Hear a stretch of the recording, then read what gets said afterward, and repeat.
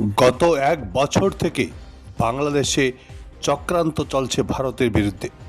উত্তর পূর্বকে বাংলাদেশের সঙ্গে যুক্ত করার এক বছরের পুরনো চক্রান্ত চলছে, এমন অভিযোগ করেন মুখ্যমন্ত্রী হিমন্ত বিশ্ব শর্মা।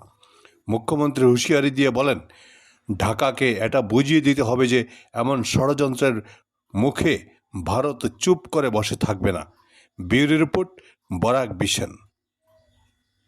बांग्लादेश में थोड़ा लास्ट एक सालों से यह चर्चा बार बार हो रहा है कि नॉर्थ ईस्ट को भारत से अलग करके बांग्लादेश का साथ शामिल करने का बात बार बार आ रहा है। लेकिन भारत, आप जानते हैं, भारत एक बहुत बड़ा देश है, न्यूक्लियर नेशन है,